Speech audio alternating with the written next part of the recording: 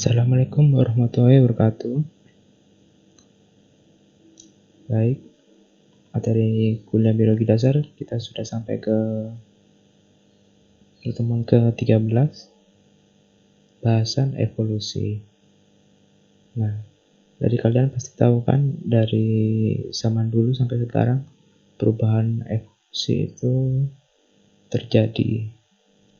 Dan proses evolusi itu membutuhkan tahunan bahkan jutaan tahun. Seperti misalnya dari jerapah yang beranjak pendek menjadi panjang. Dan proses evolusi kuda dari dulu yang besar menjadi kecil, ataupun dari harimau dari tubuhnya yang besar menjadi yang sekarang sudah normal. Berikut kita akan bahas mengenai evolusi.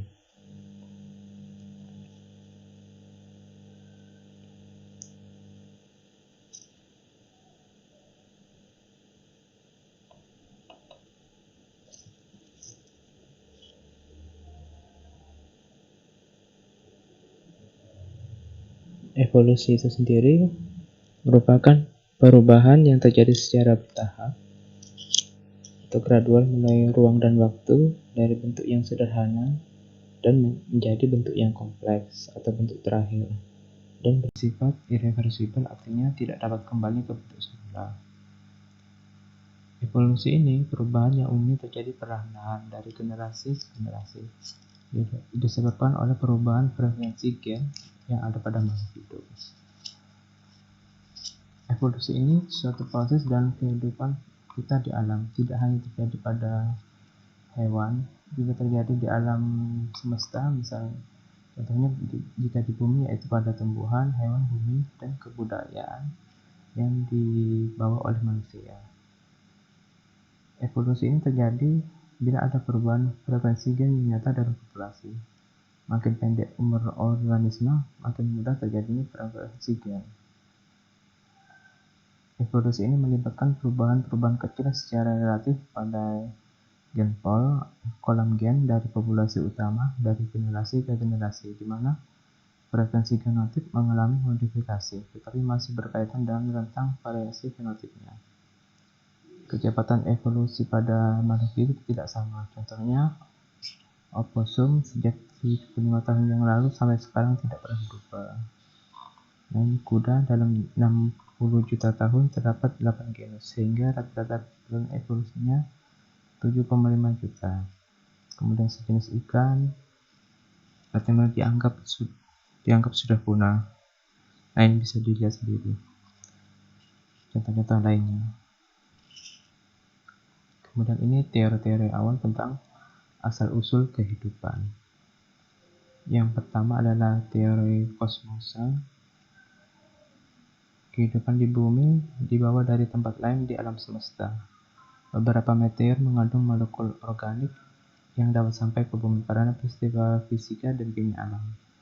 Sehingga datangnya molekul organik dari angkasa tidak sama dengan datangnya kehidupan.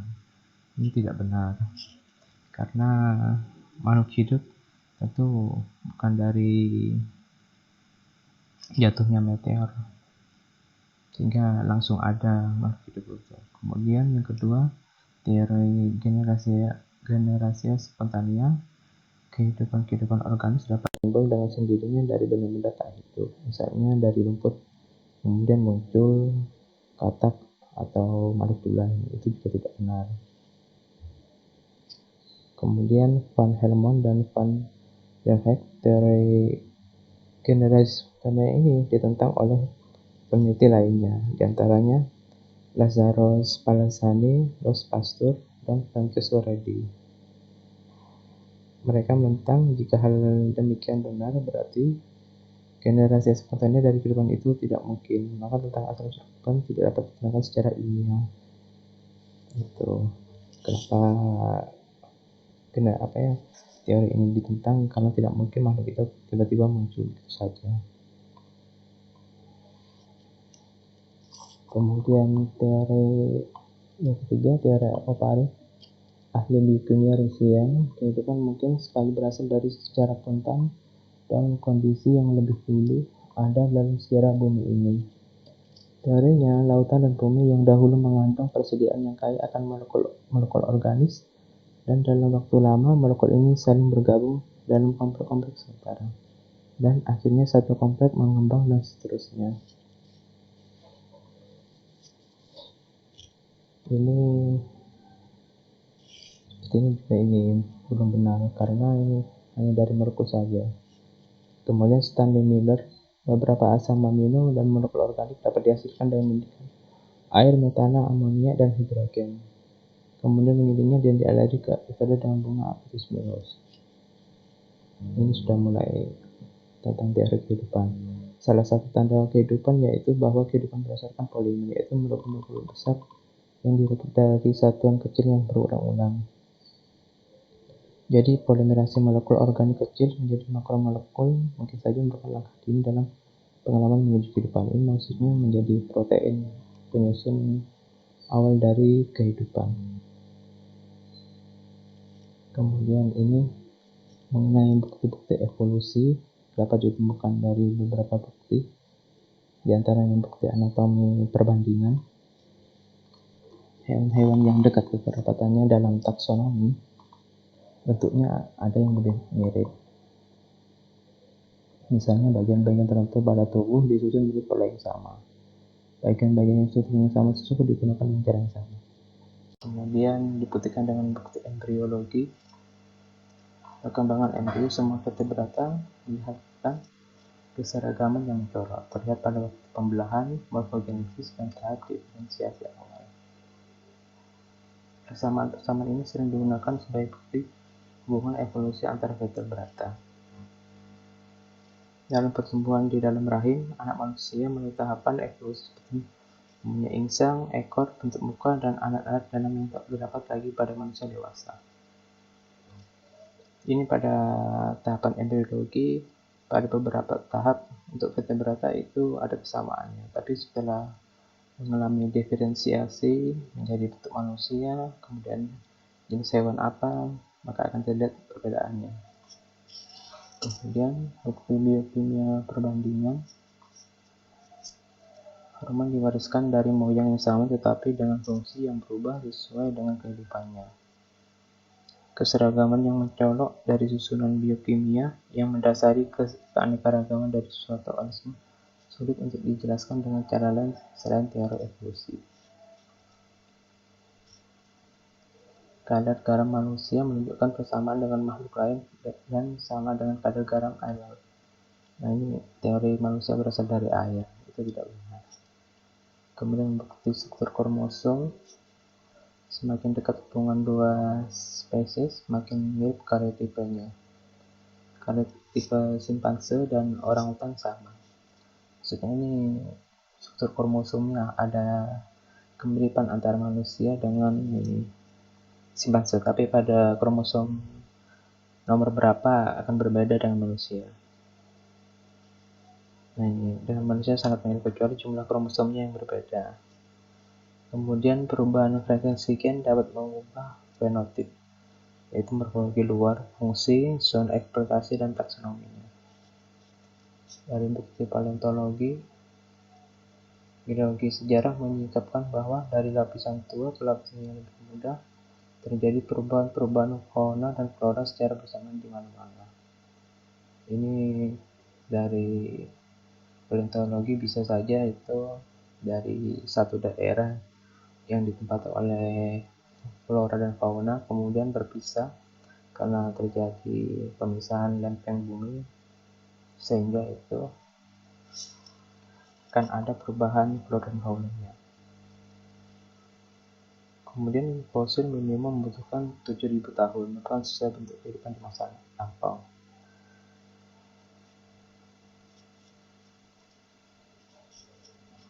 Pola dasar evolusi. Nah, ini ada sequential evolution. Terjadi modifikasi kutub gen dari populasi sebelumnya, misal populasi yang terisolasi. Sifatnya bersifat fluktuatif, tidak pernah menghasilkan suatu jenis yang baru, karena perubahan yang terjadi bersifat sementara sesuai dengan keadaan lingkungan. kemudian yang dihasilkan hanyalah variasi. Kemudian ada evolusi divergen, menghasilkan jenis-jenis yang baru. Proses ini terjadi karena adanya kekuatan-kekuatan evolusi yang bekerja lebih lama. Bukti-bukti yang harus dilihat dari fosil contohnya adalah evolusi kuda. Dari Eotus menjadi Equus. Dari ini, nenek moyang kuda yang pertama adalah Eohippus sampai menjadi Equus yang sekarang.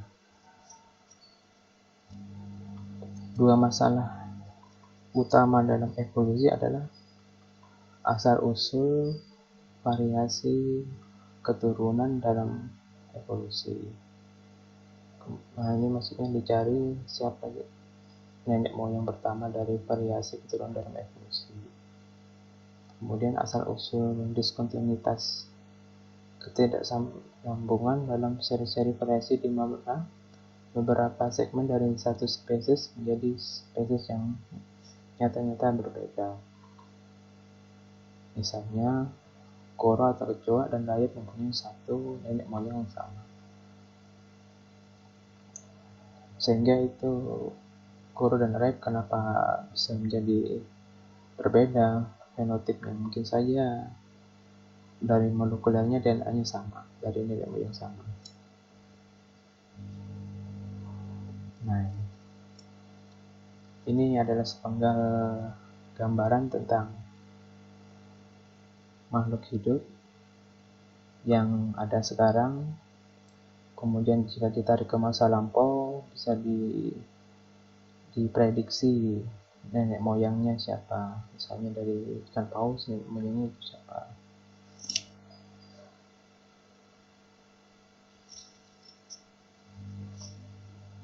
Faktor-faktor yang mempengaruhi evolusi diantaranya seleksi alam, disebabkan oleh faktor lingkungan yang berpengaruh terhadap reproduksi diferensial dari alel atau kombinasi gen dalam populasi.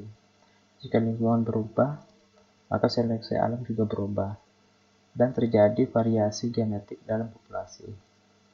Seleksi alam menciptakan variasi genetik dalam populasi, tapi tidak akan pernah secara langsung menghasilkan kombinasi gen atau gen yang baru. Contohnya pada manusia, karena lingkungan terhadap berbagai macam ras. Kemudian yang kedua mempengaruhi evolusi adalah mutasi. Pada mutasi terjadi perubahan frekuensi gen karena adanya alel baru ataupun karena kenaikan jumlah alel.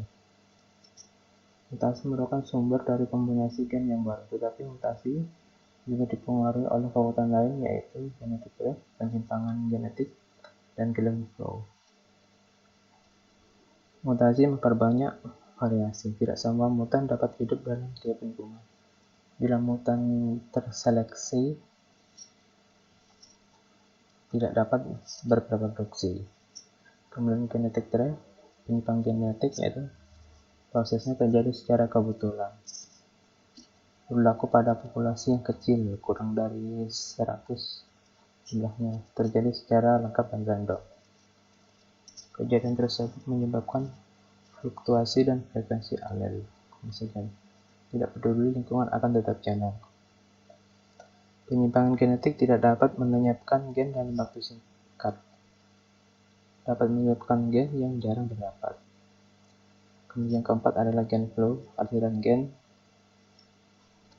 merupakan intervensi atau campur tangan dari genetik lain dalam suatu populasi tertentu. Keluar masuknya gen dapat mengubah frekuensi gen bila frekuensi migrasi berubah secara mencolok. Arus gen masuk menambah variasi, arus gen keluar mengurangi variasi. Bila frekuensi gennya sama, tidak mengubah variasi. Bila yang kuat berdasarkan mutasi, variasi akan bertambah banyak. Bila yang kuat berdasarkan seleksi, variasi berkurang.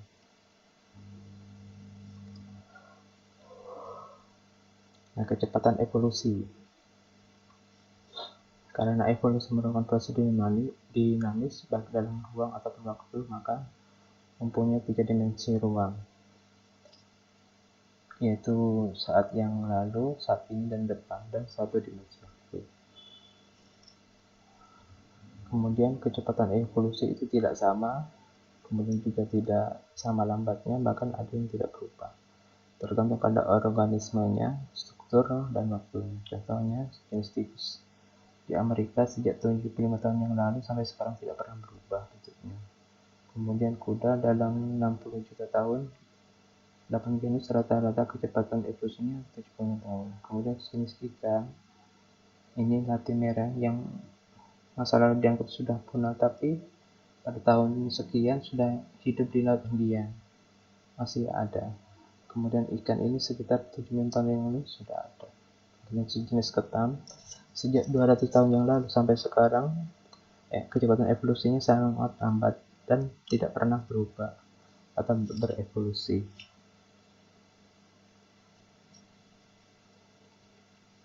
Nah, ini contoh evolusi yang maksudnya secara radikal, misalnya kelas mamalia, kemudian manusia, apes, kera, cimpanse, gorila, orangutan, dan siamang.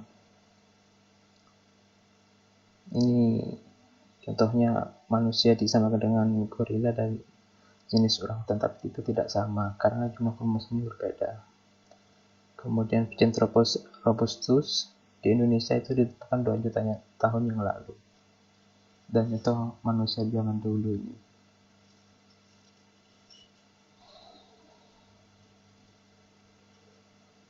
Kemudian ini Homo sapiens atau manusia terbagi dalam ras 25.000 tahun yang lalu, terbagi menjadi 5. Ada Mongoloid, ras kulitnya Australopithecus, Caucasoid, Caucasoid, dan Negrid. Nah, bagaimana mengukur evolusi? Ini ada 8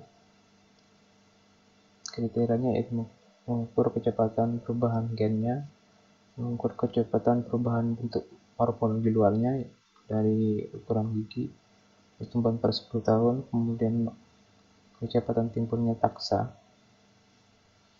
makin banyak makin cepat, dengan allometri. Dalam tiap individu kecepatan antara tinggi badan dan lebar badan tidak sama.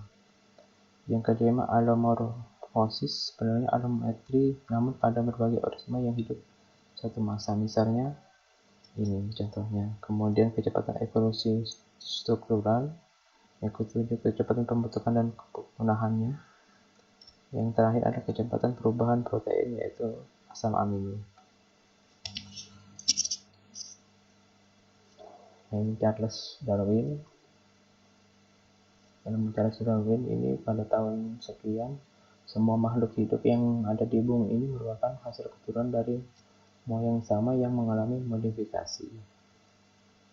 Spesies bukan merupakan sesuatu yang kekal dan tidak mengalami perubahan, melainkan berevolusi melalui proses perubahan bertahap dari berbagai spesies yang telah ada. Dan semua spesies mempunyai hubungan kekerabatan, sampai sedemikian setiap 2 spesies yang ada di bumi ini pada suatu saat dalam riwayatnya mempunyai leluhur yang sama. Ini menurut Charles Darwin.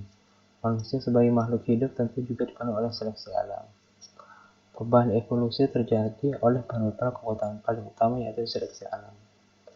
Berdasarkan pada 2 kenyataan dan dibuat 2 kesimpulan, yaitu variabilitas dan keturunan lebih banyak daripada yang hidup. Nah, ini yang lebih fit yang hidup dan ciri yang diperoleh dari seleksi tersebut diwariskan.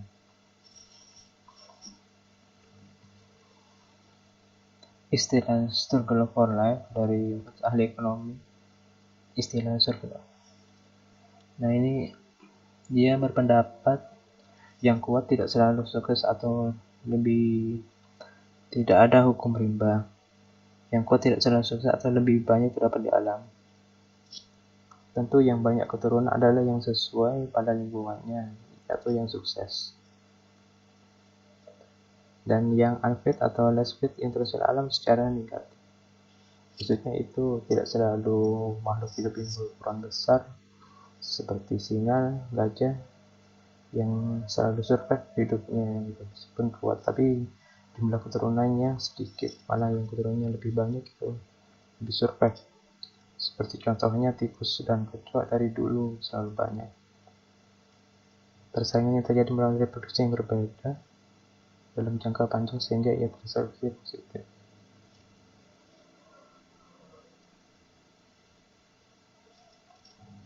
Ini teori origin of species. Semua spesies dapat menghasilkan keturunan lebih cepat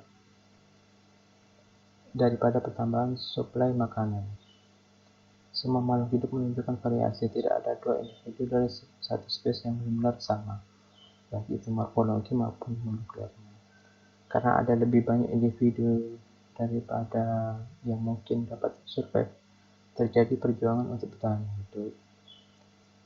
Dan variasi dalam ukuran, kekuatan, dan ciri lain yang penting untuk survive akan menghasilkan keuntungan atau kelebihan daripada yang lainnya. Ini contohnya pada jerapah leher pendek dan panjang untuk mencapai makanannya di pohon. Kemudian variasi tersebut diwariskan pada generasi selanjutnya. Ciri yang tidak menguntungkan akan lebih sedikit diturunkan daripada ciri yang menguntungkan. Kemudian ini maksudnya dari misalnya jerapah berleher panjang akan menikah dengan jerapah berleher panjang daripada kawin dengan jerapah yang berleher pendek supaya keturunannya survive. Dalam kurun waktu geologis, komposisi struktur, dan secara evolusi bumi lama, variasi yang sukses menghasilkan perubahan besar yang menghasilkan spesies baru.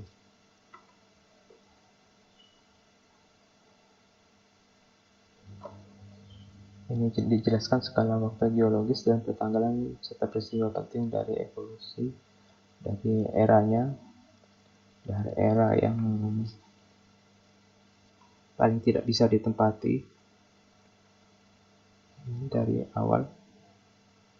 Dari era archaik hanya ada alga biru hijau, kemudian yang sangat primitif itu adalah jamur. Era proterozoik hanya ditempati mikroalga. Kemudian ke zaman berikutnya Paleozoik ini ada fosil tertua, kemudian Trilobita baru muncul setelah 405 juta tumbuhan darat, kemudian 350 atau 300 juta timbul ikan, kemudian ada hewan darat dan seterusnya sampai ke zaman manusia. Ini ada mamalia, Australopithecus, Pithecanthropus, ordo primata. Ordo primata sebagai kelompok alamiah mamalia yang mempunyai ciri kecenderungan evolusi sebagai berikut, yaitu pemberian struktur umum alat gerak, tangan dan kaki, 5 digit, dan retensi reticula. Mobilitas jari-jari terutama ibu jari dan empuk kaki. Penggantian cakar menjadi kuku. Pembedakan progresif moncong atau hidung. Perluasan aparatus visualis, penglihatan binokular. Reduksi indera pencium atau pembau. Modifikasi gigi termasuk perkembangan pola aspes sederhana pada gigi molar. Perluasan otak terutama korteks cerebral. Menyediakan makanan fetus selama kehamilan.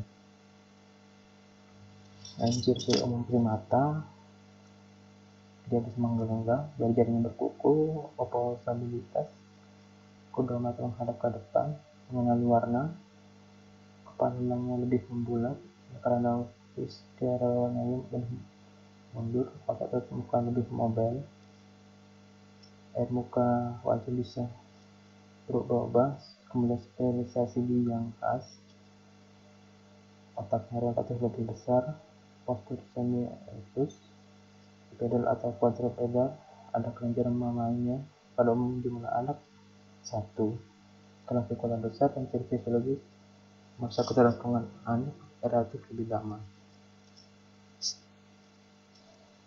Maksudnya ini ketergantungan anak pada orang tuanya. Kemudian ini ciri-ciri primata pada manusia yang membedakan dari primata lainnya. Dapat berdiri tegak, berdiri di atas kaki dua, sudah terjadi separasi fungsi dari yang jalan merangkak menjadi berdiri, kemudian otaknya relatif lebih besar di antara primata lainnya, kemudian kebebasan tangan dengan adanya penciptaan budaya yang dibawa manusia dari zaman batu, zaman kebudayaan api dan lainnya. ciri-ciri struktur primata yang berhubungan dengan ciri nenek moyang manusia. Pada dasarnya hidup di lingkungan arboreal, pohon, dan beberapa menjadi terjal daratan atau tanah. Alat gerak tangan dan kaki teradaptasi untuk lingkungan arboreal dengan ibu jari yang dapat dibentangkan dan jari kaki besar yang merupakan modifikasi untuk menggunakan cabang pohon.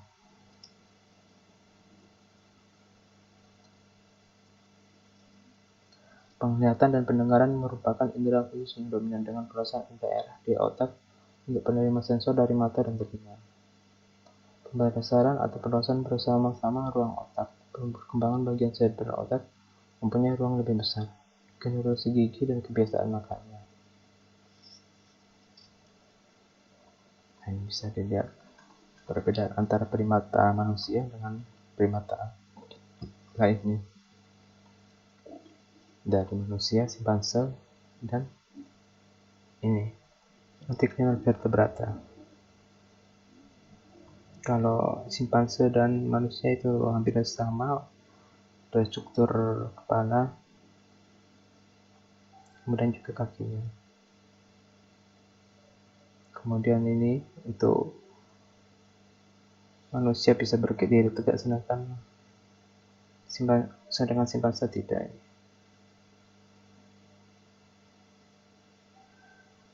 Perjalanan evolusi ordo primata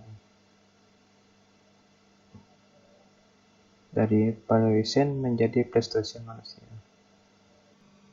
Ini taksonomi ordo primata.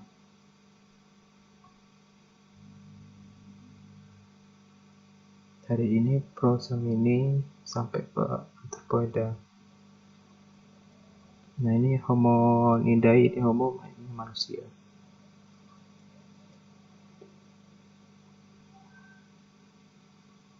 Nah, ini contoh gambaran nenek moyang dari suatu makhluk hidup. Misalnya primata, rodentia, rusa, kemudian zebra, dan lainnya ini dicontohkan berasal dari nenek moyang ini.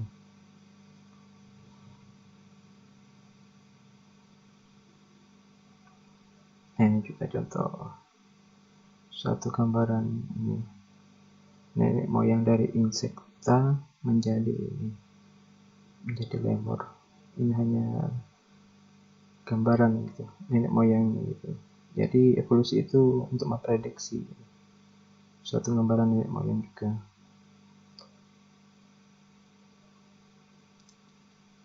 Oke, sekian tentang materi evolusi. Jika ada yang ditanyakan silakan bertanya. Jika tidak, terima kasih. Assalamualaikum warahmatullahi wabarakatuh.